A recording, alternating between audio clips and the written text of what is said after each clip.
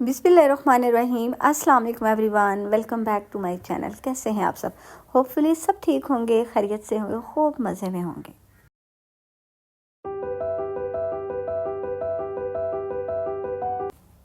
आजकल दिन इतने छोटे हो गए हैं कि समझ ही नहीं आती। हमारे डेली के टास्क जो हैं वो कंप्लीट होते नहीं और दिन जो है वो ख़त्म हो जाता है। हम हाउसवाइफ के लिए घर के कामों के अलावा और भी बहुत से काम होते हैं जो हमें एक दिन में जो है वो कंप्लीट करने होते हैं। किसी से मिलना, किसी के यहाँ जाना, और इसके अलावा डेली टास्क के अलावा भी हमारे बहुत से काम ऐसे एक्स्ट्रा होते हैं जिनको हमें जो है वो करना होता है। तो जी जनाब, जल्दी से चैनल को कर लें सब्सक्राइब अगर आप मेरे चैनल पर फर्स्ट टाइम आए हैं, और वीडियो पसंद आए तो लाइक एंड शेयर ज़रूर करना है ताकि मैं अगेन आपके लिए जो है अच्छी सी और मज़े की वीडियो जो है वो बना सकूं। तो जनाब, यहाँ पे बच्चों को स्कूल भेजने के बाद जो है मैं किचन में आ गई थी, और सबसे पहले मैं किचन को क्लीन करती हूँ अच्छे से। बच्चों को ऑब्वियसली सुबह सभी घरों में जो है मेरे से सब रिलेट करेंगे कि जब बच्चे स्कूल जा रहे होते हैं तो उनके नाश्ते और उनको जो है वो रेडी करना, बेशक बच्चे बड़े भी हों और अगर आपने उनको खुद नहीं रेडी करना, वो खुद रेडी होते हैं, तो फिर भी आपको उनके पीछे जो है ना बोलना पड़ता है कि जल्दी कर लें, जल्दी कर लें, टाइम हो गया, टाइम हो गया। बच्चों को स्कूल ड्रॉप करने के बाद जो है मैं किचन में आ गई थी। आज मेरा स्टोव जो है वो बहुत गंदा हुआ था, तो मैंने देवर के लिए और हस्बैंड के लिए जो है वो नाश्ता बनाना था। बट उससे पहले मैंने सोचा क्यों ना किचन क्लीन किया जाए, क्योंकि वो थोड़ा सा लेट उठते हैं, लेट ऑफिस जाते हैं, तो मैं उनके वेट में जो है वो वेट नहीं कर सकती थी कि मेरा स्टोव और किचन जो है वो ऐसे ही पड़ा रहे। मैंने सबसे पहले जो है अपना किचन स्टोव साफ़ किया, किचन काउंटर साफ़ किया, क्योंकि आजकल दिन छोटे हो गए हैं और आपके पास इतना टाइम नहीं होता कि आप जो है टाइम को वेस्ट कर दें और फिर अपने जो काम है कि स्टार्ट करें। सभी लोग जो हैं घर के वो नाश्ता करके निकल जाएं तो देन आप जो है वो क्लीनिंग का काम स्टार्ट करेंगे। तो ऐसा आजकल तो स्पेशली मत करें।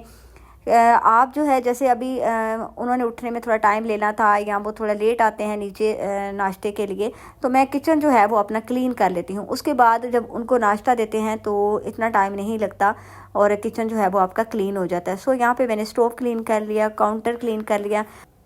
घर के कामों के साथ साथ हमें अपनी हेल्थ को जो है वो भी देखना पड़ता है, हम उसे इग्नोर नहीं कर सकते। तो जैसे आजकल जो है मेरा गला बहुत ख़राब हुआ था, और मुझे क्योंकि मैं थायराइड पेशेंट हूँ और जब मेरा गला ख़राब होता है तो मुझे स्वेयर किस्म का जो है वो अस्थमा का भी थोड़ा सा जो है वो प्रॉब्लम हो जाती है, और फ्लू वगैरह। अब वैसे भी वेदर चेंज हो रहा है तो मैं 2-3 दिन से मेडिसिन खा रही थी। अब सुबह मैंने बच्चों के साथ जो है हल्का फुल्का नाश्ता मैं ज़रूर करती हूँ, लाइक चाय ले ली, एक टोस्ट ले लिया या फ्राइड एग ले लिया। तो अब मैंने वो खाया हुआ था, मुझे 1 घंटा डेढ़ हो गया था नाश्ता किए हुए, तो साथ मैंने कहा मेडिसिन ले लूँ, क्योंकि अगर आप जब कामों में लग जाते हैं तो फिर आपको ये भूल ही जाता है कि आपने जो है मेडिसिन भी अपनी कोई लेनी है। यहाँ पर मैंने ग्लास गर्म किया पानी का और मेडिसिन ले ली, क्योंकि आजकल मौसम वैसे भी चेंज है, और कोशिश किया करें कि पानी जो है ना वो आप थोड़ा सा जो है गर्म करके तो इस्तेमाल करें। मैं तो हमेशा जो है पानी थोड़ा सा नीम गर्म ही पीती हूँ, कभी भी मैंने फ्रिज से निकाल के जो है वो ठंडा पानी नहीं पिया। इवन जून जुलाई में भी हमारे घर में बहुत कम होता है कि ठंडा पानी को यूज़ करें। गला भी ठीक रहता है और आपकी हेल्थ जो है वो भी ठीक रहती है। तो यहाँ पे मैंने पानी वाला स्टीमर भी रखा हुआ है, बट वो जितनी चीज़ें काउंटर पे रख लो फिर उतना ही काउंटर जो है ना आपका वो भरा भरा हो जाता है और फिर उन चीज़ों को साफ़ भी करना पड़ता है। मैंने ग्लास पानी का स्टोव पे ही रखा और उसको गर्म कर लिया। उसके बाद जनाब मैं डाइनिंग पे आ गई थी, क्योंकि बच्चे जो है वो नाश्ता कर गए थे, और डाइनिंग जो है वो आपको पता है कि दिन में 2-3 बार आपको ज़रूर साफ़ करना पड़ता है, क्योंकि बच्चे मेरे यहाँ बैठ के ही पढ़ रहे होते हैं, होमवर्क वगैरह कर रहे होते हैं, फिर नाश्ता खाना सब कुछ यहीं पे हो रहा था। तो डाइनिंग एक ऐसी चीज़ है ना, या ऐसा एरिया जिसको आपको दिन में 2-3 बार क्लीन करना ही पड़ता है। मैंने डाइनिंग क्लीन कर लिया, और अब मेरा ये क्लीनिंग का जो डाइनिंग एरिया का क्लीनिंग का काम था ये भी ख़त्म हो गया। उसके बाद जनाब मैं किचन में आ गई। अच्छा, किचन में आज मैं बनाने लगी थी सूजी का हलवा, और क्योंकि 2-3 दिन से मेरे हस्बैंड जो है ना वो कह रहे थे, तो आज मैंने कहा क्यों ना सूजी का हलवा बनाया जाए। वैसे भी अब ठंड होती है तो आप अपने बॉडी को भी सही रखने के लिए, अपने आप को वार्म रखने के लिए भी जो है ना ऐसी चीज़ें पकाना और खाना जो है ना वो अच्छा लगता है। तो जी जनाब, साथ साथ आप सूजी की रेसिपी देखें हलवे की, और साथ हम बात करेंगे आज में भी बहुत से लोग जो है मेरी इस बात से रिलेट करें।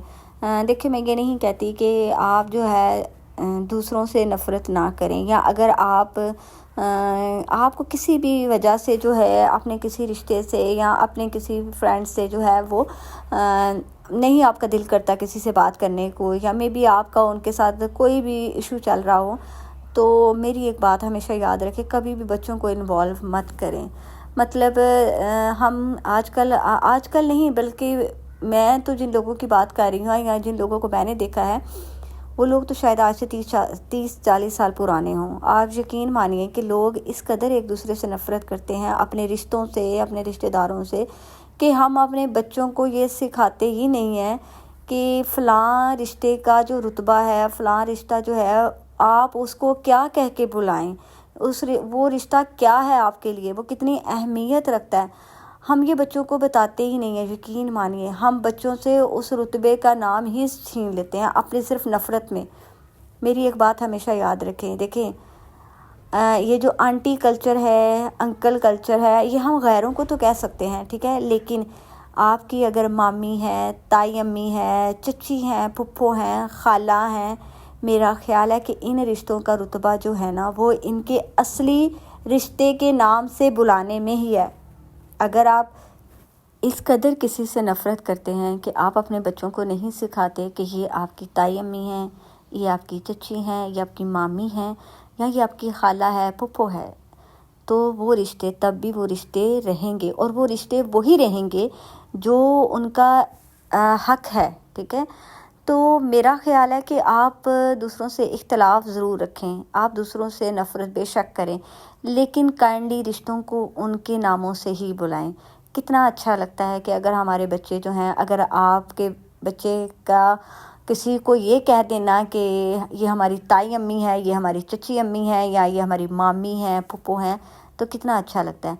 बट अगर इन रिश्तों को आप बच्चों को ये सिखाएं कि आंटी हैं, बस आंटी कहो, तो आप यकीन मानिए कि उस रिश्ते की जो खूबसूरती है ना, वो ख़त्म हो जाएगी। आप यकीन मानिए ये रिश्ते तभी ज़िंदा रहते हैं अगर हम इनकी खूबसूरतियों को कायम रखें, इनके जो रुतबे हैं उन रुतबों के अकॉर्डिंग ही उनको बुलाएं। यकीन मानिए इससे आपकी तरबियत का भी पता चलता है कि आपने अपने बच्चों को क्या सिखाया है। तो जी जनाब, नाश्ते से फ्री होने के बाद मेरे हस्बैंड जब ऑफ़िस जा रहे थे, तो क्योंकि मैंने जाना था किसी के यहाँ फातिहा कहने के लिए, सो मैं भी उनके साथ आ गई कि आप रास्ते में मुझे जो है वो ड्रॉप कर दें, और वापसी पे जो है वो मैं खुद ही आ जाऊँगी। देखिए हमें दूसरों के लिए भी टाइम जो है ना, वो अपनी रूटीन में से ही निकालना पड़ता है, क्योंकि रूटीन के कामों को अगर हम देखें तो वो ख़त्म नहीं होंगे, वो हमारे डेली के काम हैं और वो चलते रहेंगे। सो लास्ट वीक मेरी फ्रेंड के फादर की डेथ हो गई थी, और मैं यही था कि टाइम नहीं मेरे से मैनेज हो रहा था। सो मैंने आज जो है बस दोपहर को ही टाइम निकाल लिया, क्योंकि शाम को फिर बच्चे भी स्कूल से आ जाते हैं, और फिर जो है आपके लिए निकलना थोड़ा मुश्किल हो जाता है। सो मैं अपने हस्बैंड के साथ ही जो है वो आ गई थी। मैंने उन्हें कहा मुझे बस ड्रॉप कर दें, तो वापसी पे चले मैं खुद ही जो है इन ड्राइव करवा के तो चली जाऊँगी। तो फातिहा कहने के बाद जनाब मैं आ गई थी, और अब था जी खाने का टाइम, और मैंने जो है भागम भाग जो है ना वो खाना बनाना स्टार्ट कर दिया, क्योंकि अभी सब स्कूल से भी आने वाले थे। तो आज मैं बना रही हूँ बेसन की कड़ी, और साथ बेसन की कड़ी के साथ पकोड़े जो हम उसमें ऐड करते हैं। अच्छा, हर कोई जो है ना वो डिफरेंट स्टाइल से कड़ी बनाता है, हर किसी का अपना अपना तरीका होता है, सभी जो तरीके होते हैं वो अच्छे होते हैं, और हर घर का भी जो है वो टेस्ट और एक तरीका होता है खाना बनाने का। तो मैं कड़ी हमेशा ऐसे बनाती हूँ कि पहले प्याज, टमाटर और गार्लिक को जो है वो फ्राई करती हूँ अच्छा सा। जब वो ब्राउन हो जाते हैं तो फिर मैं उनको ब्लेंड करती हूँ। अब मैंने ब्लेंडर जग में है वो थोड़ा सा पानी ऐड किया है ताकि इसका पेस्ट बनने में आसानी हो। दूसरा प्याज वगैरह जो है वो गर्म थे ताकि जो ब्लेंडर जग है उसको भी नुकसान ना हो, तो मैंने इसमें पानी यूज़ किया था। अब हम इसको अच्छे से जो है वो ब्लेंड कर लेंगे। ब्लेंड करने के बाद आपने इसको दोबारा उसी ऑयल में जो है मसाले में इसको फ्राई करना है, भूनना है अच्छे से। तो ये पेस्ट जो है मैं उसी ऑयल में शामिल कर दूंगी। अब मैं इसमें तमाम स्पाइस जो है वो ऐड कर दूंगी। इस मसाले को हमने अच्छे से पकाना है ताकि एक अच्छा सा पेस्ट बन जाए और ऑयल जो है वो ऊपर आ जाए। आपका मसाला जो होता है ना हांडी का, वो कच्चा नहीं होना चाहिए। अगर वो शुरू में आप मसाला कच्चा रखते हैं ना तो फिर पूरी खाने में से जो है ना उसकी स्मेल जो है वो आती है। सो आपने प्याज, टमाटर और लहसुन जो होता है उसको अच्छे से पकाना होता है। यहाँ पे मैं सिंपल स्पाइस जो आम रूटीन के स्पाइस होते हैं वो ऐड करूँगी, इनको अच्छे से पकाऊंगी। उसके बाद दूसरी साइड पे हम जग में डालेंगे दही, और दही में मैं 3 चम्मच बड़े जो है वो बेसन ऐड कर रही हूँ। दही मेरा घर का है और इसलिए ये खट्टा भी नहीं है।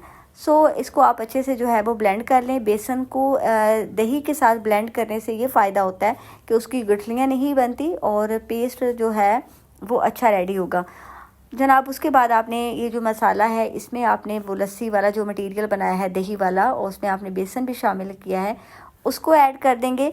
अब आपने इसको हाई फ्लेम पे 2 से 3 मिनट पकाना है क्योंकि ये उबल कर बाहर आएगी। और उसके बाद आपने फ्लेम जो है ना वो स्लो कर देनी है। कड़ी जितनी हल्की आग पे पकेगी और घंटा डेढ़ आप इसको पकने दें। देखिए कड़ी अच्छी तभी बनती है जब उसका नेचुरल ऑयल जो है, घी जो है लस्सी का दही का ऊपर आ जाए, हांडी के ऊपर आपको नज़र आए, ठीक है, तो तब कड़ी पकती है। ये नहीं कि बस 1-2 बॉयल आ गया और आपने कहा कि आपकी कड़ी जो है ना वो पक गई है। जहाँ आप जो है बेसन बहुत ज़्यादा डाल दें तो आपकी कड़ी जो है वो थिक होगी, इसमें इनके कड़ी पक गई नहीं। बेसन क्वांटिटी में हमेशा कम रखें, कड़ी को पकाएं अच्छे से। जितनी अच्छी कड़ी पकेगी उतनी ही मज़े की बनेगी। तो जी जनाब, एक साइड पे हमारी कड़ी पक रही है और दूसरी साइड पे हम जो है पकोड़ों का बैटर रेडी कर लेंगे। पकोड़ों के लिए मैंने पालक और मेथी जो है वो पहले से फ्रीज़ की हुई है, क्योंकि सम टाइम आपके पास टाइम नहीं होता तो आपने कोई चीज़ जो है वो फ्रीज़ की हो तो आपके बड़े काम आ जाती है। और वैसे भी जो है हम सब्ज़ियां जब लेकर आते हैं तो एक टाइम में ही सारी यूज़ नहीं कर लेते, तो मैं उनकी कटिंग करके साफ़ करके तो फ्रीज़ कर देती हूँ। अब यहाँ पे मैंने मेथी पालक शामिल किया है, एक बड़ा आलू जो है वो कटिंग करके शामिल किया है, प्याज डाला है। आपकी मर्ज़ी है, आप जैसे वेजिटेबल जो है वो काट के ऐड कर सकते हैं। कुछ लोग जो है इसमें बंद गोभी भी शामिल करते हैं, उससे भी पकोड़े बड़े मज़े के बनते हैं। और उसके बाद हम आम जो रूटीन के स्पाइस होते हैं वो सब ऐड करेंगे। बस इसमें एडिशनल जो मैं पकोड़ों में ऐड करती हूँ वो मैं ऐड करती हूँ अजवाइन और लहसुन का पाउडर। ये मैंने इसमें लहसुन पाउडर शामिल किया है, साथ इसमें हाफ़ टी स्पून जो है वो मैं अजवाइन डाल रही हूँ। अजवाइन और लहसुन का पाउडर डालने से पकोड़े बहुत मज़े के बनते हैं और इतनी अच्छी खुशबू आती है ना। साथ आपने खुश्क धनिया जो है वो ज़रूर शामिल करना है, उससे भी पकोड़े जो है ना बहुत मज़े के बनते हैं। अब हम इस बैटर को जो है वो अच्छे से मिक्स करेंगे और आप चाहें तो जैसे मैं देसी स्टाइल से अपने हाथों के साथ ही इस बैटर को मिक्स करूँगी। उसके बाद जो है हम गरम ऑयल में जो है पकोड़े डाल देंगे। और सम टाइम ऐसा होता है ना कि आप वॉइस ओवर कर रहे होते हैं और आपके घर में जो पब्लिक होती है वो खामखा में चीखना स्टार्ट कर देती है। तो मेरी बेटी बैठे हुए बिल्कुल प्ले कर रही थी और अब पता नहीं क्यों चीखें मार रही है नीचे, और उसकी आवाज़ जो है मुझे ऊपर सुनाई दे रही है, तो आप प्लीज़ उसको इग्नोर कीजिएगा। उसके बाद हम बैटर को अच्छे से जो है वो मिक्स करेंगे और अपने पकोड़े जो है ना वो फ्राई कर लेंगे। ऑयल आपका जो है वो गर्म होना चाहिए। जब आप ठंडे ऑयल में पकोड़े फ्राई करते हैं तो पकोड़े जो हैं वो ऑयल को पी लेते हैं। तो जनाब हमारे क्रिस्पी से जो पकोड़े हैं वो तैयार हो गए हैं। अब हम अपनी कड़ी में इसको शामिल कर देंगे। कड़ी में शामिल करने के बाद जो है आप इसको 1 से 2 मिनट के लिए कवर करके स्टीम दें ताकि पकोड़े जो हैं वो कड़ी को थोड़ा सा अपने अंदर ऑब्जॉर्व करें और पकोड़े नरम हो जाएं। वैसे भी पकोड़े जो हैं वो कड़ी के अंदर जाके नरम हो जाते हैं। अब इस कड़ी को जो है मज़ीद आपको तड़का लगाने की ज़रूरत नहीं है, क्योंकि मैंने शुरू में ही कड़ी को तड़का लगा लिया था अच्छी तरह, उस पर सारी चीज़ें डाल के। फर्दर आपको अब प्रेजेंट करने के लिए या अगर आप किसी के आगे रख रहे हैं तो फिर आप बेशक इसको तड़का लगा लें, बट अगर आप घर में बना रहे हैं ना अपने लिए तो आप यकीन मानिए कि बस इट्स डन। इसको और तड़के लगाने की कतई ज़रूरत नहीं है। आप बनाएं और इन्जॉय करें। और जनाब होपफुली आपको मेरा आज का व्लॉग जो है वो पसंद आया होगा। अगर आपको पसंद आया तो आपने क्या करना है, जल्दी से एक अच्छा सा लाइक करना है, कमेंट करना है और वीडियो को शेयर करना है with your friends, with your family. मुझे रखिएगा दुआ में याद। मिलेंगे इंशाल्लाह नेक्स्ट व्लॉग में। तब तक के लिए खुश रहें, आबाद रहें। अल्लाह हाफिज़।